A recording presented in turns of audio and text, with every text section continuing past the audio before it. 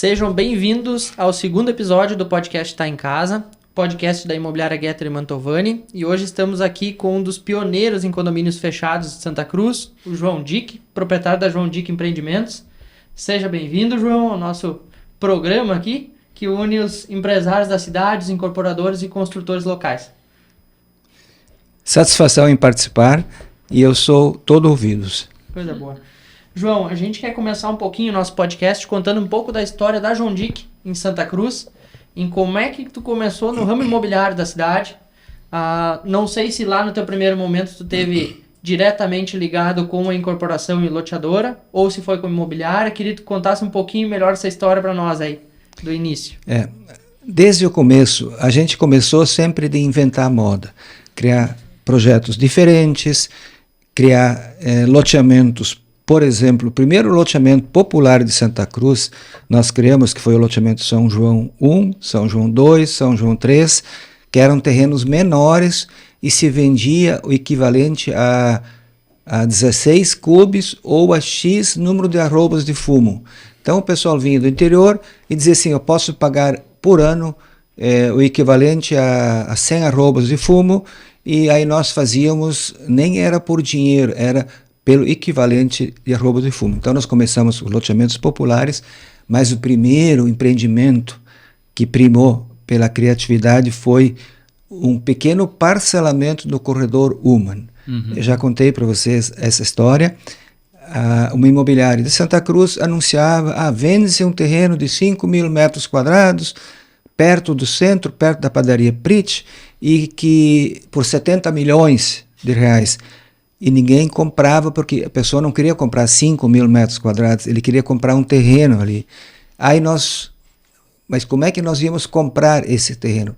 Nós visitamos os vizinhos e fomos perguntando, escuta, tu não compraria um pedacinho aqui para anexar até o terreno? O outro também, um pedacinho para anexar a outra casa. Por fim, resultado, aquele terreno foi desmembrado em 5 terrenos, e em 5 pedacinhos que foram anexados ao lado. Fracionados. Qual foi o resultado disso? Todo mundo ficou muito feliz que quem comprou um terreno comprou barato, que ele comprou já participando do empreendimento. Quem comprou um pedacinho comprou barato e sobrou um terreno para nós. Como resultado, todo mundo feliz. Que legal. E nessa época tu já tinha imobiliária, João? Eu tinha imobiliária, mas também a imobiliária, quando eu abri, era eu e eu só. E aí eu botava um cartaz na porta, volto já, não tinha celular, e as pessoas chegavam lá e esperavam na frente da porta até voltar. Mas a pergunta que tu fez foi, como é que foi entrar nos condomínios fechados? Há cerca de 30 anos atrás, eu tive num congresso em São Paulo e conheci o Alphaville São Paulo. E aí digo, puxa, mas isso é maravilhoso, eu vou levar para Santa Cruz. E levei para Santa Cruz através do Costa Norte, só que apanhei muito, porque as cabecinhas daqui não estavam preparadas ainda para uma coisa tão avançada. Do tipo assim, mas a pessoa nunca vai ser dona do terreno porque paga condomínio a vida inteira. A pessoa vai se sentir enjaulada entre 4 muros. Então tinha muitos preconceitos. Eu, por exemplo, ali na época, eu estava fazendo faculdade de Direito, e tinha 2 colegas com condições de compra muito boas. E me deixou muito triste, eles compraram a 100 metros antes do condomínio, na Avenida João Pessoa, sem calçamento, pegando toda a poeira dos caminhões que iam para o nosso condomínio lá, achando que eles estavam fazendo uma coisa boa. Passaram-se alguns anos e eles disseram assim, João, por que tu não insistiu mais? A gente quer arrancar os cabelos. O terreno dentro do Costa Norte valia em 5 anos o dobro do que o mesmo terreno 100 metros antes. Mas eles compraram antes porque acreditavam que esse é o melhor caminho. Então, quando nós começamos com os condomínios fechados, nós tivemos que quebrar muitos paradigmas. Tá? Aí depois evoluiu do Costa Norte para o Costa Leste, para o Reserva dos Pássaros, para o Serra Azul.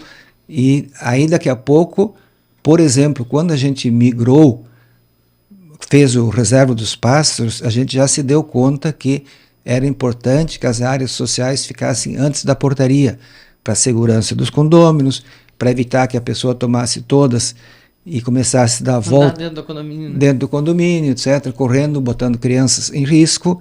Então, a gente já trouxe para fora, inovação de novo. Aí depois veio o Parque Europa, que foi uma nova invenção, ou seja, a mesma proposta dos condomínios fechados de casas, agora de apartamentos, ou seja, por isso que chama parque. Verticalizou, mas continua com a proposta do parque, das áreas livres, das áreas de lazer, do espaço. É um condomínio fechado que passou a ser vertical, né? Isso. Aí, perguntou antes qual é que era a história dos condomínios, e agora ele evoluiu mais um pouco ainda, outro tipo de condomínio, que é o condomínio Parque das Nascentes, que é um condomínio com serviços. E ali tem uma historinha bem interessante, como a gente precisa ficar atento, quem cria empreendimentos, quem inova, ele tem que inovar com segurança. E isso é o que nós estamos dizendo para os clientes, olha, nós não somos bobos, a gente já tem uma história, a gente estudou. Tem estudo, né? Tem pesquisa, tem tudo. Mas ali no Parque das Nascentes, aconteceu uma coisa muito engraçada. A ideia primeira era que fosse um condomínio para idosos. Só que logo, logo nós percebemos que velho não gosta de morar só com velho. Tá? Ou seja, ele não quer exclusão. Quer estar incluso. Exatamente, a inclusão. Ele quer ter os benefícios, os serviços, se ele precisar. E, aliás, os serviços que são oferecidos lá, eles não são serviços para idosos, e são serviços para famílias menores. Ou seja, um filho nosso, uma filha nossa que vai morar sozinho, tá? Ela não está abandonada. Se ela precisar qualquer problema em relação à troca de lâmpadas, em relação a um mal-estar, em relação a um desmaio, tem uma estrutura de apoio para que... Pensada para isso. E isso também é outro paradigma que nós tivemos que quebrar. As pessoas pensam que só a pessoa idosa sofre infarto, sim, ou que ela precisa de ajuda. E olha só como a pesquisa, como para nós que criamos empreendimento, a gente precisa estar a par de tudo. Eu vou contar uma história. Nesses dias morreu um cara caminhando dentro de um condomínio, um cara jovem, caminhando, deu um infarto e morreu. Tá? E sabe o que eu fiquei sabendo? Que as pessoas mais jovens, quando elas sofrem um infarto, são muito mais fatais do que a pessoa mais idosa quando não sofre. Não dá sinal, né? Não dá sinal. Não dá sinal, e a pessoa mais idosa, ela já tem subterfúgio, ele cria novos acessos ao coração que o jovem não tem. Faz exame, né? O jovem não faz exame, né? Não quer nem saber do hospital. Mas você sabia que o infarto que dá no jovem é muito mais fatal do que o... Tá? Isso eu não sabia. Então, o que eu quero dizer com isso? Os jovens, pessoas mais jovens, precisam morar, é bom morar, principalmente quando moram sozinhos, ou quando, digamos, um casal, e o marido viaja, fica 30 dias fora no Japão a negócios, etc. Se a mulher dele está em casa e tem alguém por ela, se ela precisar, isso tem valor. Então, resumindo, esse foi o penúltimo estágio dos condomínios fechados. Agora nós estamos lançando o Alpes Leste, que volta de novo ao original, que nem o Reserva do Espaço, Costa Norte, é um condomínio de lotes horizontal. Eu queria só recapitular um pouquinho. A história, né, começou em 95 com Costa Norte, né? Depois em 2004 foi o Costa Leste, depois em 2010 o Reserva dos Pássaros, 2013 o Serra Azul, 2018 o Parque Europa, que foi o primeiro vertical, né? 2021 agora bem recente o Nascentes, e 2024 o Alpes, que é o que a gente vai comentar daqui a pouco. É um produto que faz anos que está desenvolvendo, né, João? O Alpes Leste é um produto que faz anos que tu vem trabalhando nesse projeto, desenvolvendo a proposta do negócio, né? Agora que ele foi lançado, tirado do papel, mas para as pessoas saberem que sempre envolve muito tempo de projeto até tirar a ideia do papel e chegar no produto ideal, né? Por isso que ele tem tanta aceitação sempre. Ele levou 6 anos, mas o principal motivo disto, como ele está localizado dentro de uma área ecológica, ele está no meio, logo acima do Cinturão Verde, então os órgãos que aprovam, que é a Secretaria do Meio Ambiente, o próprio Ministério Público, o próprio Registro de Imóveis, eles fazem 1 milhão de exigências. Sim. Também porque existem alguns paradigmas de que os condomínios fechados vão terminar com o cinturão verde, e é o contrário. Preservam também. Quem mais preserva são os condomínios fechados, porque eles organizam a estrutura do empreendimento, mantendo a vegetação e garantindo a preservação. Então, mas existe um paradigma que hoje estão mexendo, mas que os condomínios fechados vão terminar com o cinturão. O contrário. Existe um projeto de preservação de fauna e flora em cima disso tudo, né, João? Então é muito importante frisar. O Reserva praticamente é um dos condomínios fechados com a maior área preservada da cidade, né? Só o Reserva dos Passos, 55%, 100% preservados. Você se lembra das enxurradas que dava em Santa Cruz? O único lugar que não dá enxurrada são as áreas abaixo do Reserva dos Pássaros, porque tem 5 reservatórios de detenção da água da chuva. Ou seja, se vem uma chuvarada... Bacia de contenção retém ela e vai largando ela graduativa por cento, né? Quais são os outros empreendimentos que tem? Tá? Então, esse tipo de coisa... Só que a gente que atua nessa área, aí estou abrindo o coração, a gente é muito julgado porque as pessoas não conhecem. Tá? Então, eles jogam para o ar coisas que eles não sabem, né? Então, lógico, nós temos que comunicar isso também, né? Eu queria só voltar um pouquinho e tu comentar rapidamente onde é que tu nasceu, a localidade, e como é que foi que tu entrou no ramo imobiliário. Por que tu um dia pensou, vou abrir uma imobiliária, já era de família, surgiu a oportunidade, e por que tu virou corretor e abriu a imobiliária? Quando era só tu que tu botava a plaquinha lá. Bom, eu nasci na Linha Nova e desde pequeno sempre a gente tinha que ir a pé para o colégio, uns 5 quilômetros, tá? Então tinha que lutar, mas desde pequeno nós sempre fomos muito arrojados. Aí eu vou contar uma historinha. Eu estava fazendo faculdade aqui, depois, e eu queria participar do Projeto Rondon. O Projeto Rondon, para quem não sabe, é um intercâmbio lá na Amazônia, em Goiás, interior de Goiás, onde é que os estudantes de direito, de qualquer faculdade, passam 30 dias lá treinando o pessoal daquela região, castrando cachorros, os indígenas. Não, os profissionais os veterinários. Eu estava fazendo faculdade de letras na época, eu treinava professores rurais, mas o detalhe é o seguinte, eu soube que a faculdade de Santa Cruz não tinha convênio com o Projeto Rondon. E eu, como eu era metido, descobri que a PUC tinha. Aí eu fui 4 fins de semana, participei da seleção na PUC, lá, de 120 candidatos para 30 irem, e consegui passar. Só que daí, na hora de fazer inscrição para viajar, o cara perguntou qual é que é teu curso aqui na PUC. Tá? Ou seja, não, mas não sou de Santa Cruz, ele olhou para minha carinha, vai. Tá? Veja. Mas para chegar lá tinha que ser arrojado, né? Tinha que arriscar. Então eu sempre fui uma pessoa que arriscou. Eu vou citar um outro, antes de entrar como corretor de imóveis, eu trabalhava para a Folha do Mate de Venâncio Aires. E eu fazia tudo. Desde, até a minha mochila, o tempo do Santa Cruz aqui, ele só tinha 21 jogadores para treinar, precisava 22. Foi junto. Eu ia junto. Tá. Mas entregava jornal, fazia reportagem, mas aí chegou um evento chamado Dia do Colono e do Motorista. E aí os caras diziam, vamos aumentar a comissão para vender essas publicidades, porque nós queremos entrar em Santa Cruz. Bom, sabe o que eu fiz? Eles aumentaram a comissão, eu simplesmente fiz o seguinte, na época isso era ecológico, eu tinha uma sobrinha de 4 anos e um sobrinho de 5, sentei eles embaixo de um pé de fumo, correndo num pé de fumo, e eu tirava foto de tudo que é jeito, montei uma página inteira, assim, Feliz Dia do Colono Motorista, uma foto linda de criança no meio do fumo, não sei o que, Souza Cruz, outro Universo ali, outro Armada. Eu vendi 40 páginas só dessa forma, porque as pessoas olhavam aquilo, mas isso aqui é maravilhoso, onde é que eu assino?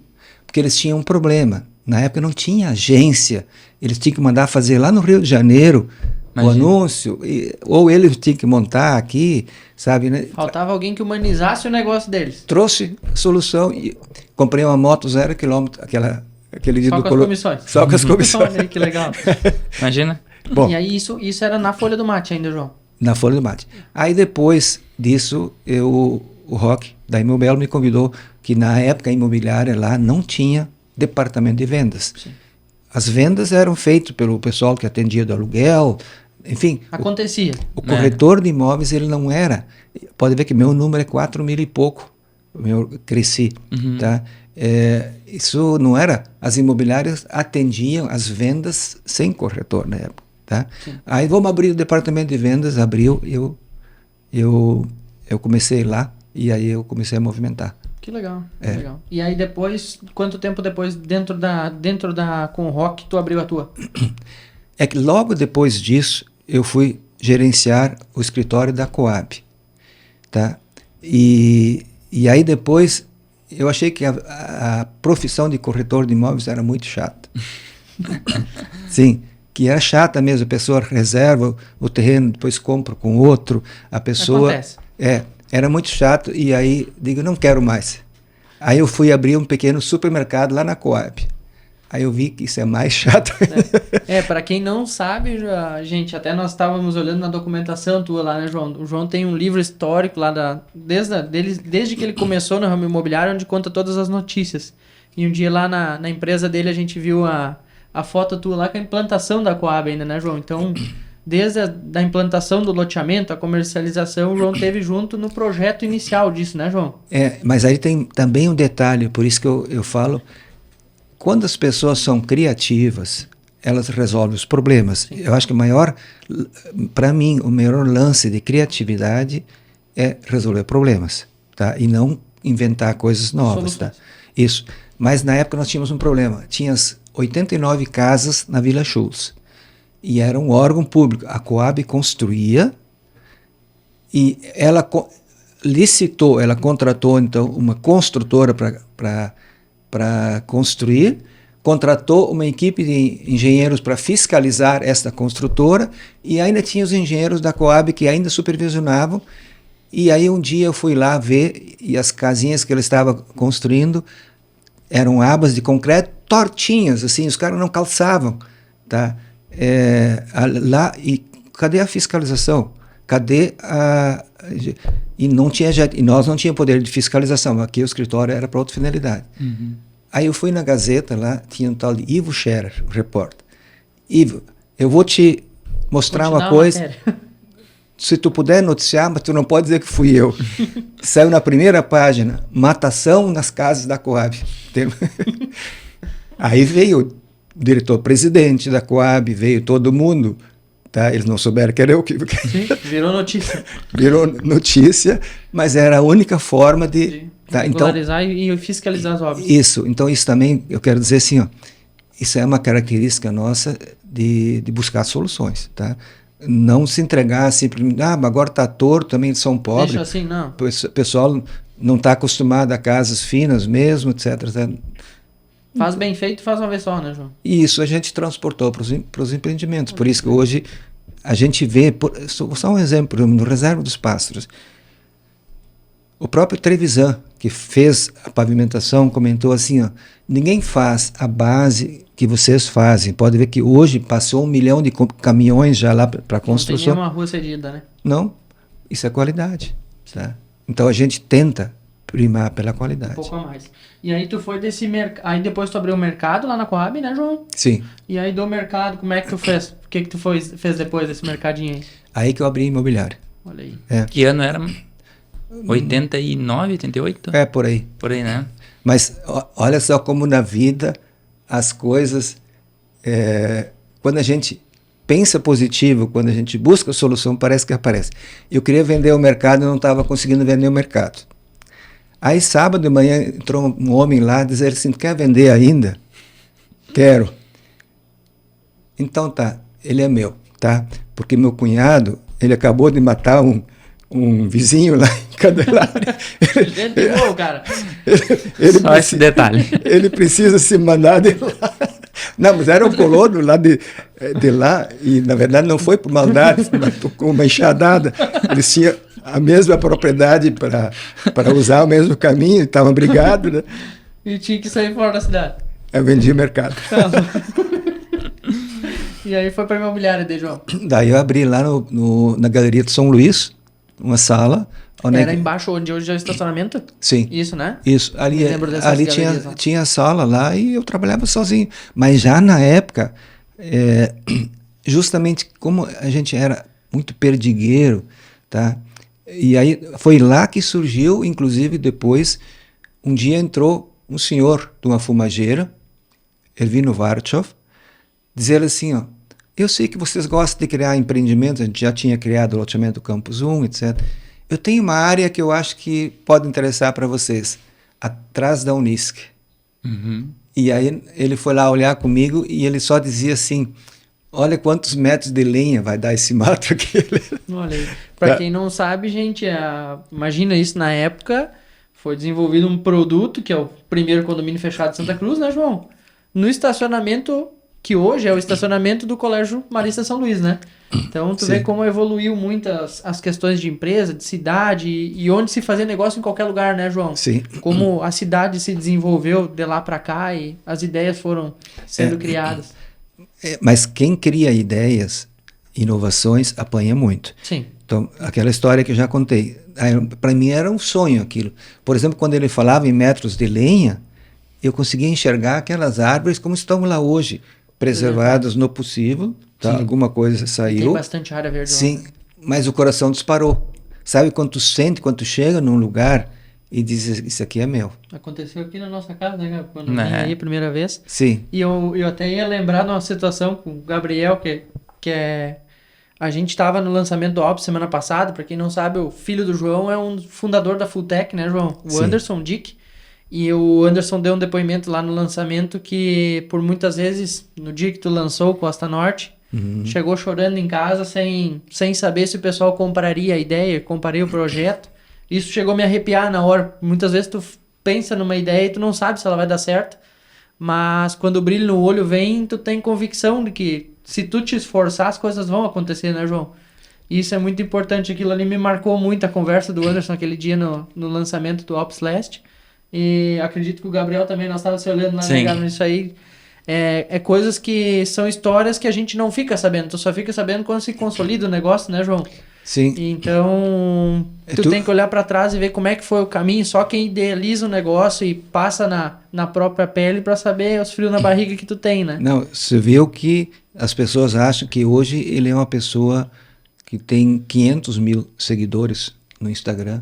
E também teve os problemas dele, né, João? Quando começou, né? Para ir para os Estados Unidos, quando começou. Então, e ele usou uma expressão foi fabulosa. Ele disse assim, se você está com medo, vai com medo mesmo. Tem que fazer. Tem que fazer. E as pessoas, no geral, quando o medo fica forte, desiste. Ele até, o Anderson citou lá que ele se desfez de um carro que era um Audi RS, eu acho, uma RS4. Não lembro o modelo. Que era, e ele disse, cara, eu vendi o carro por 70 mil para ir embora para os Estados Unidos na época. Hoje o carro vale 700 mil reais e eu tive que abrir mão disso aí para poder tentar minha vida lá fora. Passei trabalho no começo, não fui aceito e por muito trabalho e esforço as coisas começaram a dar certo. E eu acredito que não é muito diferente nos empreendimentos imobiliários, né, João? A gente já falou isso aí várias vezes lá, falando sobre os projetos do Nascente, sobre o Parque Europa. Como é que é pra ti hoje o frio na barriga? É diferente do primeiro ou tu ainda tem o friozinho na barriga quando tu lança um empreendimento disruptivo, como é agora o Alps Leste, um condomínio exclusivo de 62 terrenos? Ainda dá o frio na barriga ou não? Eu acho que ele só mudou de lugar, tá? ele causa uma dor no coração um pouco, porque a gente acaba projetando uma coisa e pode não o mercado receber. E aí tu precisa pagar as contas, tu faz o investimento e o cliente começa a dizer assim, pois eu não sei, eu estou com dúvidas, é por isso que eu insisto tanto, e por isso que eu estou aqui, inclusive, insisto com os corretores. Se os corretores conseguirem comprar a ideia, entender a ideia, sim. Então aliás, já entra uma questão nova aqui.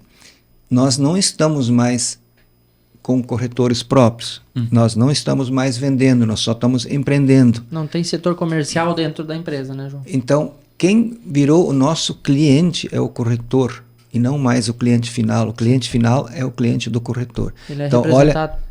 Olha a importância disso para que dos corretores conseguirem enxergar o que nós enxergamos, porque o cliente não enxerga, não adianta. Exatamente. Por exemplo, nós já falamos sobre isso, preconceito muito grande hoje é que o centro é bom, tá? E a gente está dizendo, olha, cuida, o centro é bom hoje, mas ele tem problemas, e a tendência dos problemas é aumentar. Ah, não, mas no centro tem tudo, tá? Ok, tem tudo, tem o bailinho da Borges, também tem o Oktoberfest. Tudo tem o ônus e o bônus, né, João? Sim, então, mas isso tem preconceitos. Exato. Que as pessoas levam tempo para mudar. E eu acho que o corretor, ele tem que enxergar um pouco mais adiante, sabe, né? Aí ele consegue levar o cliente para uma coisa boa. Se imaginar lá, né? Aquilo que a gente conversou uma vez, não sei se tu lembra que a gente falou no escritório, sobre o cliente ter a percepção do valor daquilo que tu projeta num prazo mais longo, né?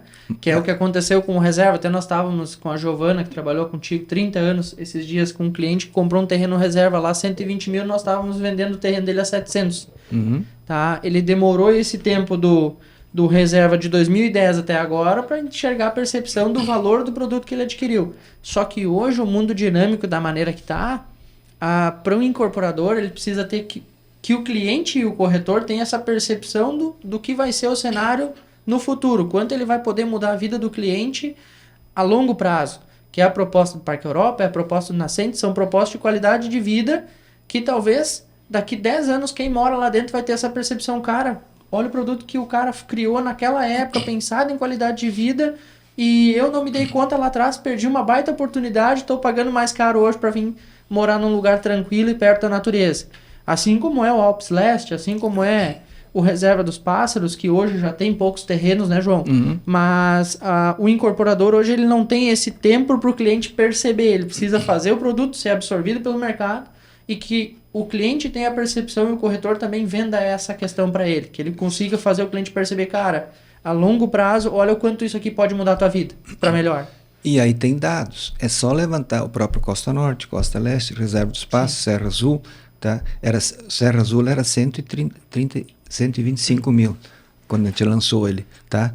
Que hoje está em 400 mil por aí. Isso aí. De 400 a 600. E eu já peguei clientes no Serra Azul que me disseram, cara, mas é um condomínio que ficou sem árvore. Cara, mano, se tu olhar, todas as ruas são pensadas na preservação das árvores, tem os seus pés plantados organizadamente em cada lote. Na divisa, tá? né? E essas árvores hoje estão crescendo. Então, logo aqui à frente, tu já vai ter um condomínio totalmente arborizado, só com uma arborização organizada, que não vai causar problema nos terrenos, né, João? As redes subterrâneas de fiação, então tem uma série de benefícios que lá atrás foram pensados para que daqui a um tempo eles causem mais qualidade de vida para os seus habitantes. Eu acho isso muito importante. Como essa entrevista, na verdade, é feita dentro de uma imobiliária, para corretores principalmente, eu preciso ressaltar, e essa é a grande mudança que está acontecendo no mercado. O corretor ele precisa ser formador de opinião e não um vendedor, né? Um vendedor, não. Ele é um assessor, por isso que chama consultor, etc. Né? Mas na verdade ele tem que levar informações corretas. Informações corretas são tipo o Anderson, um dia numa palestra dele, ele disse assim: em 20 anos nos Estados Unidos, 60 a 70% dos carros nos Estados Unidos não vão ter mais motorista. Tá? E aí começaram, hoje já tem diversas pessoas, já senta num carro, tu programa ele e tu... Pega o teu Tesla lá, senta sem motorista e vai pro lugar que táxis, em alguns países tem táxi que tu só pede e ele vai sozinho. Então, o segredo, eu acho assim, é levar informação para o cliente para que ele possa decidir certo. Sim. Por exemplo, nesses dias eu digo, puxa, mas o corretor, ele entrou na onda do cliente e ele diz, o cliente está sempre com a razão. Só que vai passar o tempo, o cliente provavelmente vai dizer assim, puxa, mas não fiz um bom negócio. Um cara era, acho que de Arroio do Tigre, comprou um apartamento em Santa Cruz para o filho que queria trabalhar home office, mas home office dele era uma empresa de São Paulo, ou seja, não era para atender clientes. E o cara comprou um apartamento na Coronel Brito, na subida, onde é que passa todos os ônibus, onde é que passa os caminhões, os bombeiros, etc. Onde o barulho é quase que máximo. É uma rua de fluxo grande, né? Acho ótimo isso, né? O cara vai passar 24 horas dentro desse apartamento. Aí ele... Só perguntei, tá, não te preocupa o barulho? Ele se acostuma. Não se acostuma. A cabeça não descansa, né? Não. Ele se acostuma a não ligar para o barulho, mas o inconsciente continua recebendo toda a carga energética disso. Então, digamos, o que eu quero dizer com isso?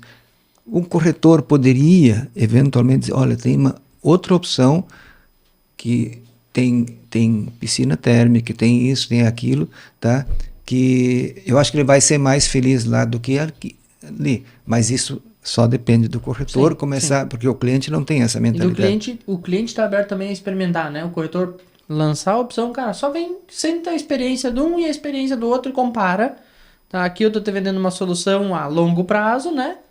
E que vai ser uma solução para tua demanda. Ou aqui é o que tu quer, cômodo, perto das coisas e talvez naquilo que tu precisa não vai te corresponder.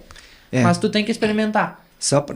Isso que tu fala de experimentar, um pouquinho da história do Reserva dos Pássaros. O Reserva dos Pássaros eram 89 mil, acho que, os terrenos no início, tá? Certo?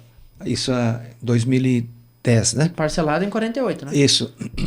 Mas muitas pessoas deixaram de comprar porque ele tinha preconceitos. Porque ele é longe, porque a Melvin Jones aqui... A descida com as curvas. Eu vou morrer, eu vou descer o barranco, e deixou de comprar. Só que outros que não tinham essa visão errada, tá, compraram.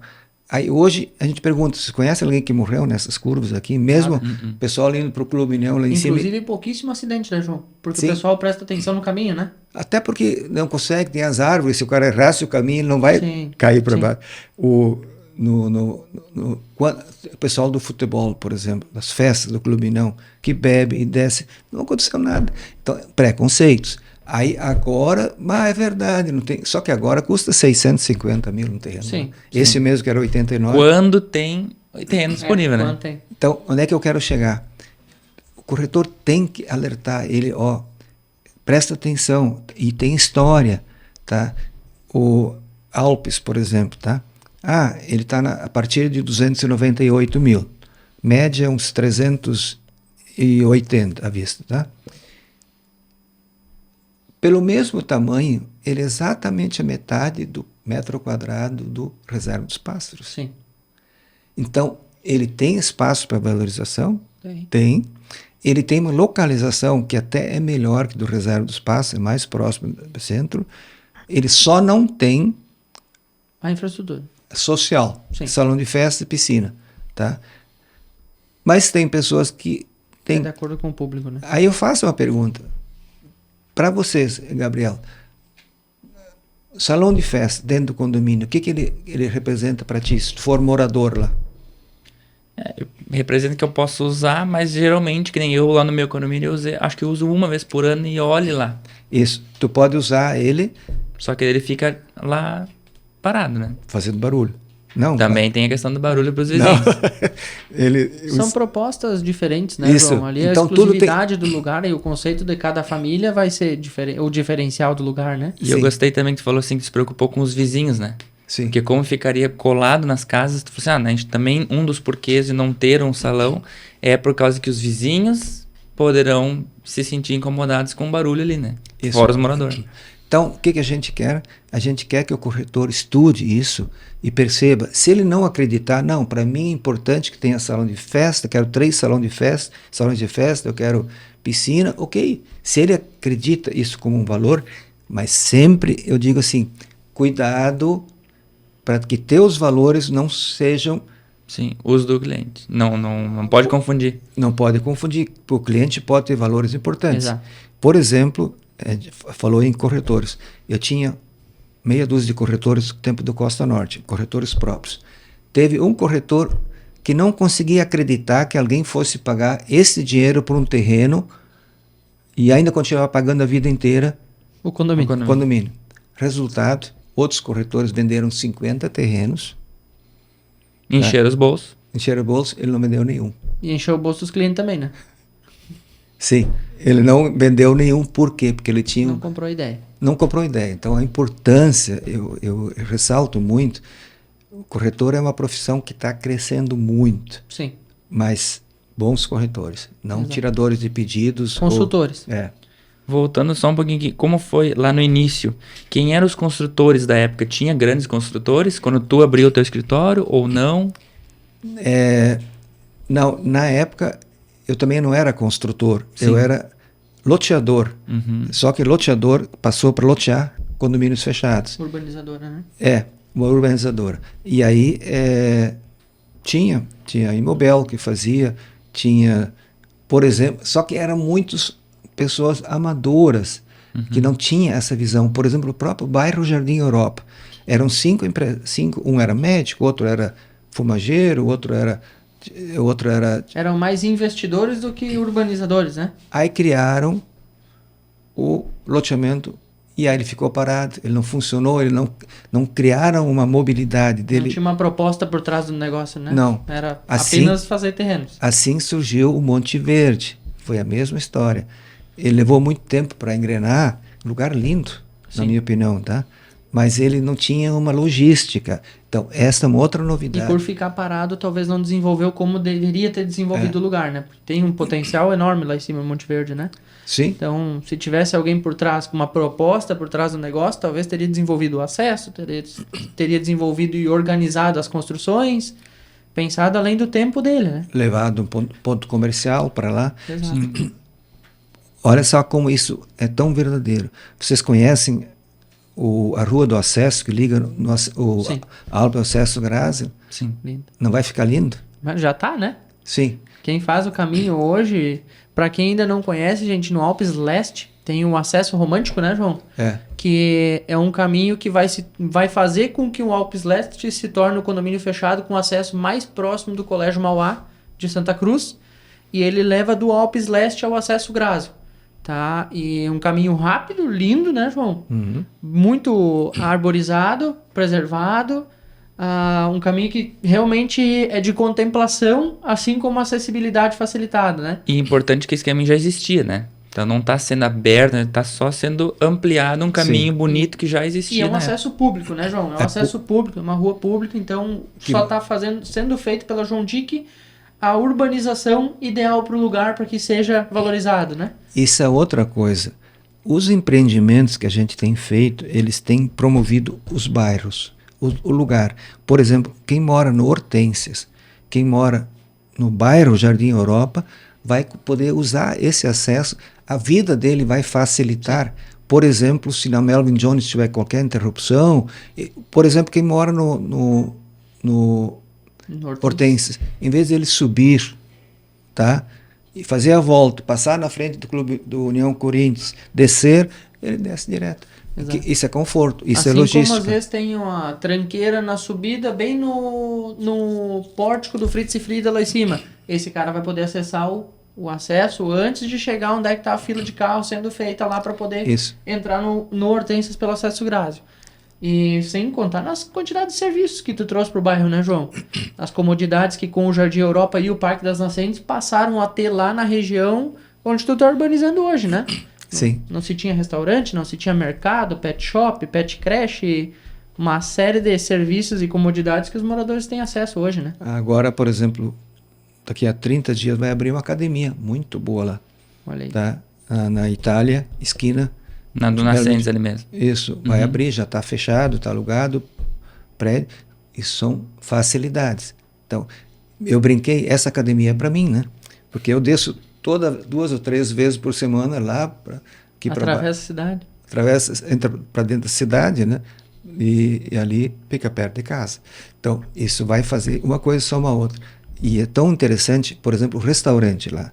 Quando tu cria, como está abrindo muitos pontos comerciais, inclusive escritório de informática, não sei o que, as pessoas já vão lá e almoçam lá mesmo, ficam lá. Nós estávamos de plantão no Alpes lá, o pessoal foi almoçar no Essência. Eu fui almoçar lá para tirar o intervalo dela, para almoçar aqui, tá perto, só sair dali, deu o quê? 2 minutinhos, Comi e depois voltei. Comodidades. Isso faz também... nós acabamos meio que adotando o bairro Jardim Europa. Além de levar o comércio para lá, nós temos o Reserva dos Pássaros lá, o Parque Europa, o Parque das Nascentes e o Alpes Leste. E o Futuro Oeste também.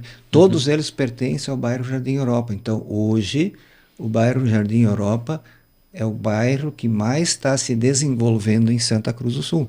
Tá? E vai ser um bairro-cidade. E com fácil acesso a tudo que a pessoa precisa também do centro, né, João? Porque a parte educacional fica muito central da cidade, ele é um dos bairros de maior acesso com rapidez para o centro da cidade, né? O Alpes Leste, então, Deus livre, né? Acesso tanto pela BR ali, tanto pelo aeroporto, tanto para a cidade. Fácil. Sim. Quem trabalha em outra cidade é acesso rápido, não precisa passar por várias sinaleiras até sair da cidade. Isso é uma coisa muito importante hoje, é pensar na logística.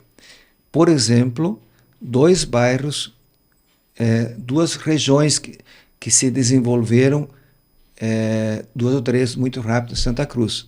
Só que veio o problema junto. Antes de existir o viaduto Fritz e Frida, ali em Santa Cruz era um caos. Sim. Então veio a solução, mas depois de muito sofrimento, de muito isso. Linha João Alves, todos aqueles loteamentos, aqueles condomínios, o que eles estão causando? Engarrafamento, está dando problemas aqui de logística. Sim. Tá? Tudo vai ter que ser melhorando, né? Pois é, mas esse vai ter que ser melhorando, isso leva muito tempo. Sim. O que nós fizemos? Nós melhoramos isso antes. No projeto já, que nem essa Rua do Acesso, tá? Não é depois que a pessoa sofreu 4, 5 anos no meio da poeira, no meio do barro, não sei o que, veio, isso é o Brasil, né? E o que é nos países desenvolvidos? As prefeituras estendem as ruas, criam asfalto, para que quando a pessoa for morar ali, já esteja com conforto. Sim. Aqui no Brasil é o contrário. A pessoa sofre. Vamos melhorar agora. Depois vai o salvador da pátria lá, o prefeito vai lá e leva asfalto, calçamento, etc. Tá? O que nós estamos fazendo como empreendedor é antecipando isso. Isso aí. E qual o empreendimento que tu mais gostou e que mais teve orgulho de ter entregue ou que ainda vai entregar? Mais te marcou. Que mais te marcou assim, esse é o meu xodó. Teve um... Eu acredito que até mês passado era o Reserva dos Pássaros. Tá? Mas agora o Alpes, ele está muito... Eu estou seriamente pensando em construir uma casa lá. Tá apaixonado. Uma parte que é muito interessante frisar isso, né, João? Quase todos os condomínios, todos os empreendimentos que tu fez, tu já morou, né? Todos eles, menos o Serra Azul. Então, isso é muito importante. Se o criador faz o uso, ele sabe falar com muito mais propriedade do que qualquer cliente. Ele sabe todos onde é que ele pode melhorar, onde é que ele pode acrescentar, o que tem de benefício, e vai vender muito melhor quando tu sabe fazer o uso, né? Inclusive para lançar os novos empreendimentos. Porque a criação é assim, né, João? Cria melhor, sempre tá melhorando. Ela tem o risco, tá? Isso aí. É o cara bater na tua porta e isso aqui ficou ruim. Por isso tem que fazer bem feito, né? Isso aqui não tá funcionando, aqui tá, tem o risco isso, né? Não é muito bom isso, né? As pessoas podem xingar a gente também, né? Tem que saber o que tu fez, né? Mas mesmo assim, erros sempre acontecem. Sim, não adianta. Ainda é um humano que faz, não é uma máquina, né? Eu tenho uma coisa que nem o Anderson falou da questão do medo. Eu tenho um princípio hoje ao criar empreendimentos, ao criar soluções, tentar reduzir os erros, minimizar os erros. Tá? Por exemplo, eu vou citar um exemplo que é um erro que custa muito caro. Eu tive num congresso em São Paulo, antes de criar estava criando o Nascentes, e aí um palestrante em Anhembi, São Paulo, disse assim, em São Paulo tem 2 tipos de clientes que mais cresceram nos últimos anos. Solteiros convictos, que eram pessoas que já foram casadas, não foram casadas, mas querem morar sozinhos, não querem compartilhar espaço. E LGBT, tá? Gays, lésbicas, etc, tá? Aí um construtor em São Paulo, esse é o mercado, está crescendo, fez um prédio, um projeto só para gays, lésbicas, etc. Fracassou, porque ele não conseguiu entender a mensagem. Eles queriam inclusão, eles queriam assumir os relacionamentos eles queriam ser vistos como pessoas perfeitamente normais, nem melhores nem piores. Tudo certo. Tudo certo. E aí ele fracassou. Então, só esse exemplo, talvez nem sei se aconteceu, mas o consultor... Ele excluiu uma classe.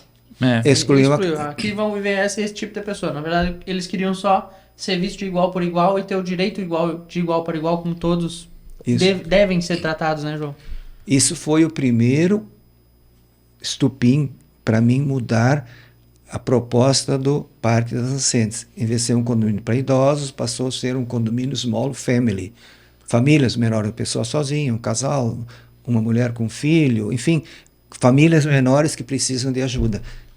Podem precisar, né? Sim. Então, essa foi a observação. Eu brinco assim, o Brasil tem mentalidade diferente do que nos Estados Unidos. O velho aqui, ele não quer ser chamado de velho. Eu brinquei, eu fui um dia para Outubro, comprei o ingresso e o cara me ofendeu. Tá? Falou alto, sim, ainda. Tu não quer meia entrada? Digo, fala baixo. Fala baixo. Mas é a realidade, tá? É a realidade. Isso, as pessoas não querem. Além de tudo, só pessoas idosas fica muito lento. As coisas ficam muito... Sim. Tá? Então, isso são percepções de mercado. Exato. Então, na minha visão, e acho que tu vai concordar, para ter sucesso, os teus empreendimentos terem tido sucesso, é uma mistura de construir visando não tu morar, mas o teu olhar junto com resolver um problema do consumidor final. Por isso que teria... todos foram entregues e todos tiveram bastante sucesso, porque teve essas duas visões. Eu construí para mim, do meu jeito, como eu gostaria que fosse, e pensando, eu vou resolver esse problema com essas facilidades para os clientes finais. Seria isso? Exatamente. Eu acho que, Gabriel, tu falou uma coisa que fecha em 100%. E vou citar um exemplo. Quando a gente lançou o Parque das Nascentes, eu tenho uma filha que na época tinha 14 anos, tá? Uhum. E eu discutia com ela, trocava ideia com elas. Aí um dia ela disse, pai, tu tá fazendo isso para ti. Uhum. Eu disse assim, porque eu morava sozinho, tá? Tu tá organizando isso aí para ti, né? Tá bom. Mas daí tu coloca um olhar diferente, né? Sim. Tu consegue... Sim, soluções, mas para todos os tipos, né, João? Que era o que tu falou agora. Tu trouxe qualidade de vida, tu trouxe serviços que beneficiam todos os tipos de família em diversas fases da vida, né? Então, tu tem do cara que vive a vida agitada ao cara que vive a vida calmamente e todo mundo tem acesso aos serviços e às comodidades que o empreendimento oferece. Só que tem um problema seríssimo, é que o cliente, então, como nós falamos, o corretor, veja isso como uma coisa de valor, sim, tá? Porque o cliente a maioria do cliente ainda não consegue ver isto. Tipo, eu brinco às vezes, a maioria do cliente é que nem o cara que tem um filho que chega para a mãe e para o pai e diz, eu sou gay, tá? E o pai e a mãe tentam, quem sabe, vamos fazer uma terapia, entendeu? Não entendeu nada, é uma opção dele. Tá tudo certo. Tá tudo certo, não é? Mas então, sabe, paga o psicólogo para ti, para ver se... Não é isso que ele está querendo dizer, que ele está dizendo que ele tem uma escolha. Sim, tá? isso aí. É simples, tá? A escolha é unicamente dele, né? Mas as pessoas ainda preconceituosas, isso vale para habitação também, eles tentam buscar subterfúgios, não sei o quê. Eu brinco às vezes também, né? O corretor precisa entender. Chega o cliente e eu quero uma casa de 500 metros quadrados, no mínimo, tá? Daí tu pergunta para ele assim, mas 500 metros quadrados, quantas pessoas moram contigo? Moram eu e minha mulher. Tá, mas 500... É que minha mulher está reclamando que eu não procuro mais ela. Tem que brincar de se esconder em algum lugar, né? Interpretação, entendeu? É uma piada isso, né?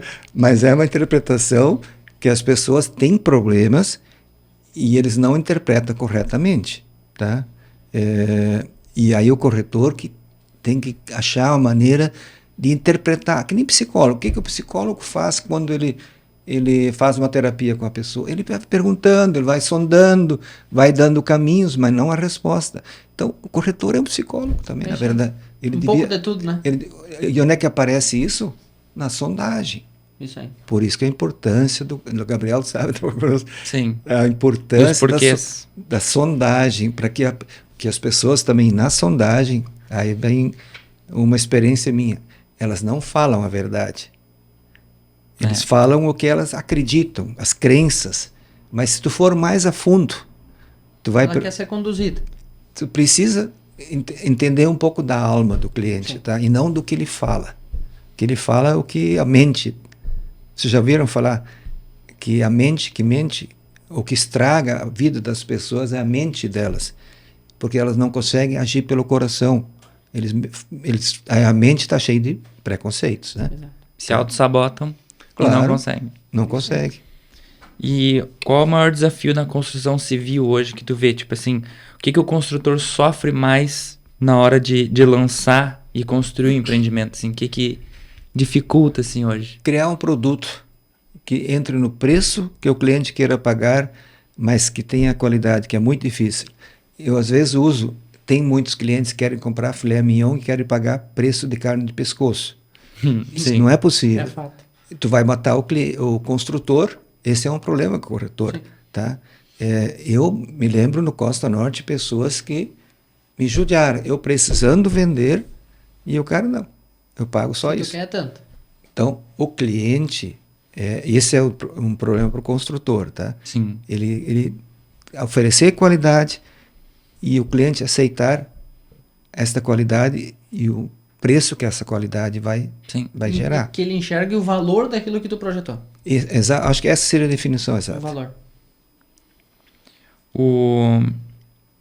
E como é que tu acredita que os construtores e a indústria dos imóveis vai evoluir nos próximos anos? Tu acha que vai ter outras empresas que vão também criar produtos diferentes? Como é que tu vê assim as construtoras no futuro? Para que caminho vai, né, João? Primeiro, nós temos diversos... A gente é pioneiro em condomínios e as pessoas copiam. Tá? Até no nome. Tem empreendimentos que se chama muito parecido com Reserva dos Pássaros. Tá? Eles foram criados... Mas o segredo da criatividade é copiar melhorando. Tá? Então, nada errado. Se eles... vão copiar. As coisas boas vão sendo copiadas. Aconteceu com os condomínios fechados. Tá? Então, eu acho que vão criar coisas, eu acho que vão mais consumar essas coisas que já foram criadas, mas dar valor para isso. E tu acha que pode ter uma industrialização da construção civil, João, com a falta de mão de obra? Eu tenho notado que muitas incorporadoras, principalmente na verticalização, antigamente se tinha a equipe da construtora do João, a equipe da construtora do Rock, a equipe da construtora fulana e tal... E cada vez mais hoje se terceiriza essa mão de obra, só que mesmo terceirizando a gente vê que não está se tendo uma inserção de público novo, de juventude entrando na construção civil. O que tu acha que vai acontecer daqui para frente com a construção, quanto ao quesito mão de obra e a produção do produto em si, com a falta de mão de obra? O que tu acha que caminho vai tomar isso? Eu acho que não é, por exemplo, uma industrialização do edifício, é sim de parte, tá? Por exemplo, tu vai contratar uma equipe que usa máquinas para fazer o grafiato, por exemplo. Tá? Então, tu terceiriza para industrializa em partes. Por exemplo, as garagens no Parque Nós Assentos. Não é feito lá. É metálico, vem tudo pronto. Vem pronto, é instalado. Então, a industrialização, ela acontece, acho que nesse sentido, assim, não no canteiro de obras. Né? Tá? Vai ser um misto. Hoje... Mas se tem conseguido muito mais rapidez nas obras, né? Em muitas etapas, por exemplo, se tu olhar nos Estados Unidos, lá onde é que o Anderson mora, se faz uma casa muito mais rápido do que faz aqui, né? Esse processo pro Brasil, eu acho que falta ainda ter mais incentivo à entrada de novos players no tipo da construção civil, novos sistemas, muda muito a questão da questão do tempo também, né? Tu pega steel frame lá fora nos Estados Unidos, steel frame é moda, né? É o que todo mundo constrói com steel frame, é telha shingle, e eles não olham as variações térmicas que a gente tem aqui no nosso país, né? Pega o Rio Grande do Sul, onde tu tem 40 graus dentro de 12 graus de noite, vai se comportar totalmente diferente do que se comporta lá. Sim. E falta incentivos, inclusive, acredito que de governo, para ter mais estudos em cima disso aqui no Brasil, né? Uma coisa certa, o Brasil e o alemão aqui da região, mais ainda, são muito preconceituosos. Resistente à mudança. Resistente à mudança. E é uma coisa tão simples. Por exemplo, quantos anos levou que a pessoa dizer assim, não, tijolo maciço é muito melhor que tijolo furado. Não é verdade. O tijolo furado ele é mais térmico, ele na parede não cai, tá? Mas na cabeça das pessoas, sabe disso, E né? os testes de resistência são feitos nos 2 produtos, então ele é certificado para isso, né? Sim. Para garantir que ele vai ser entregue um produto eu sólido. quero uma casa com tijolo maciço. São preconceitos e para tu mudar isso é muito difícil, né? Tá? É pedra e concreto. Pedra e concreto.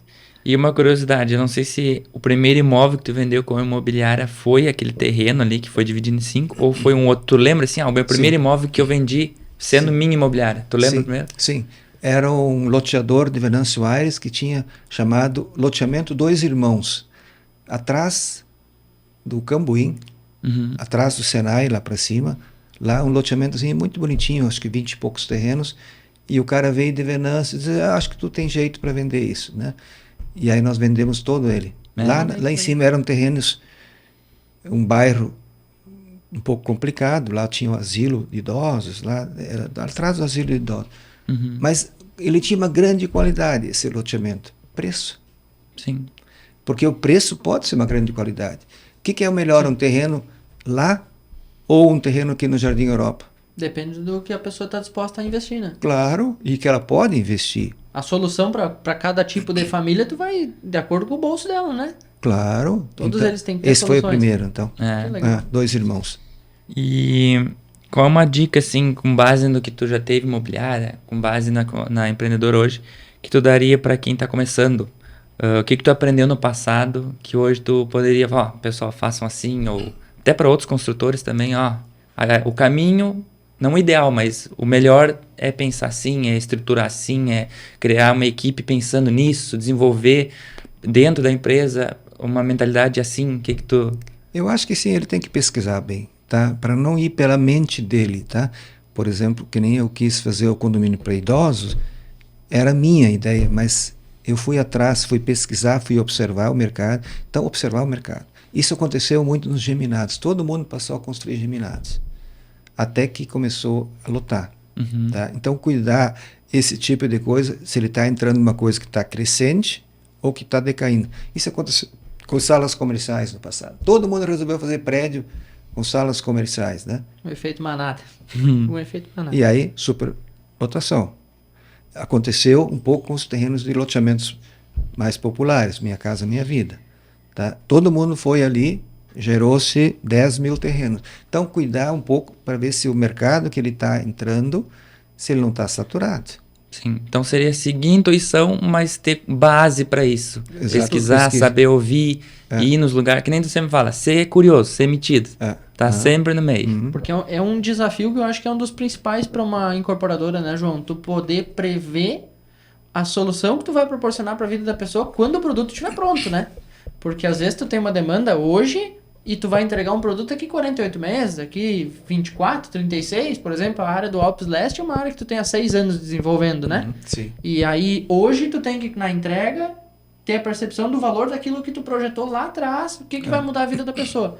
Eu falo muito com os incorporadores sobre isso, é um desafio que eu não me imagino fazendo. Tu poder ter a percepção, cara, daqui 6 anos isso aqui vai ser uma solução para ela ou eu tô projetando para hoje uma solução? A gente vivenciou, eu, por exemplo, quando entrei no mercado imobiliário, eu vivenciei aquela fase de ter muitos construtores fazendo edifícios próximo da Unisc, contando com os alunos da medicina. Quando, na verdade, eles não tiveram a percepção que os alunos da medicina não passam na universidade, eles passam no hospital. E aí deu uma falta de empreendimentos próximos ao hospital e uma grande desocupação de apartamentos próximos da Unisc, que contavam com a ocupação desses alunos, né? Então é bem desafiador essa parte urbanística, né? Como é que tu faz para prever isso hoje, assim? Que tu... Pesquisando, estudando, prestando atenção, intuindo, conhecendo outros lugares. Tem que ser curioso, o Gabriel disse exatamente isso. Esse é o caminho. Tem que estar muito curioso e perguntar. Vou citar um exemplo agora. Está sendo montado, uma pessoa ligada a mim vai montar a academia no Parque Europa.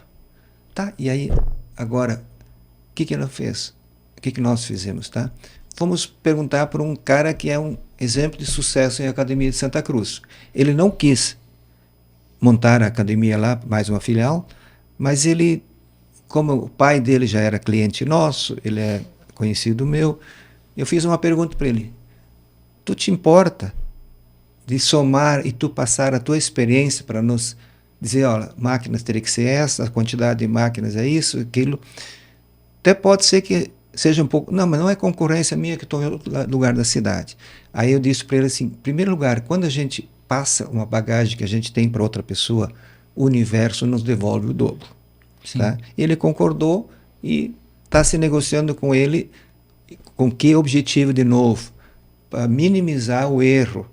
De novo, que eu sempre digo assim, vou instalar uma academia linda, vou botar 5 esteiras e não sei o que, isso, aquilo, e aí depois eu chego à conclusão, depois não era 5 esteiras, tinha que ter um elíptico, 3 esteiras, tinha que ter isso. Ou seja, é uma coisa muito, muito importante, é o construtor também cuidar para minimizar o erro futuro, né? Sim. Para não se... né? Eu acho que era isso. A gente estava aqui então com o João, trocando todas as experiências. Tu tem mais alguma dica, alguma coisa para falar? Não, eu só quero agradecer para vocês e dizer que eu admiro o trabalho que vocês estão fazendo, viu? Tá? Com essa imobiliária aqui. Vocês também se localizaram fora do centro, né? Isso. E fora do fluxo também.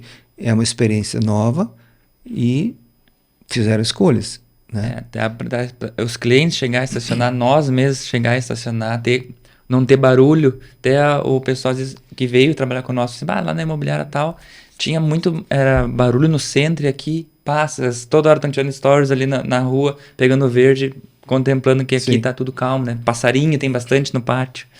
Só para finalizar, eu quero só dar um depoimento pessoal meu que entra para dentro do João empresário. Uhum. Um dos valores fundamentais na vida, para mim, hoje, é que eu tenha o direito de errar. Uhum. E não tem que alguém dizer se tu não pode errar. A gente erra. O que a gente precisa fazer é minimizar os erros. Cabe às outras pessoas a dizer assim, eu não aceito se ele faz desta maneira. Isso é um direito que a pessoa tem, mas ninguém tem o direito de dizer se tu não pode errar. Exato. Tá? E vai da capacidade da pessoa também hoje, que com a experiência que tu tem, conseguir errar rápido. Porque o segredo, eu acho que errar rápido é que tu corrigir ele rápido. Sim. Tu não pode demorar muito para ver o teu erro, né? Quando tu tem o direito de errar e errou rápido, tu corrige, acha a solução, tá tudo certo, minimiza isso da melhor maneira possível e passa por cima de qualquer obstáculo. Eu acho que isso, a experiência que tu tem, poucos incorporadores, poucos empresários de Santa Cruz têm isso, né, João?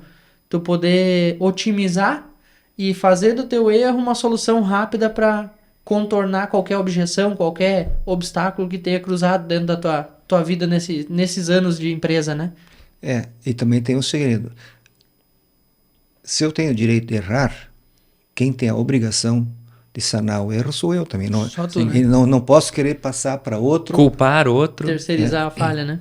E eu aplico isso para relacionamento também. Eu acho que um valor fundamental num relacionamento é o direito de errar. O que a outra pessoa tem o direito de dizer assim, eu não aceito uma pessoa que pensa assim, que erra assim. Mas ela não tem o direito de dizer que tu não pode fazer assim. É isso aí, é isso aí. Profundo isso. É isso aí. Então Tá a gente quer muito agradecer a tu, João, pela tua disponibilidade de vir essa manhã, que nós estamos de manhã, né? O pessoal vai olhar em vários turnos esse podcast, mas a disponibilidade de tu estar aqui presente, poder contar um pouco da tua história. A gente que admira tanto a tua trajetória, a tua pessoa, tanto o empresário quanto a João Dick Empreendimentos, pelo que ela já criou para nossa cidade, as soluções que ela já fez. O Gabriel e a Giovana, que trabalham com nós, já foram teus colaboradores. Sim, aprendemos contigo. Diretamente, né? Mas mesmo quem não trabalhou diretamente contigo, que hoje trabalha para ti, representando a tua empresa, tem um orgulho imenso de participar do negócio da João Dick. Então isso é muito importante, é uma marca pessoal que tu conseguiu alcançar e que nos orgulha muito estar do teu lado aí. Muito obrigado. Eu só tenho a agradecer. Muito obrigado, viu? Então, tá. Isso aí, pessoal. Isso aí, gente. Obrigadão. Até o próximo episódio.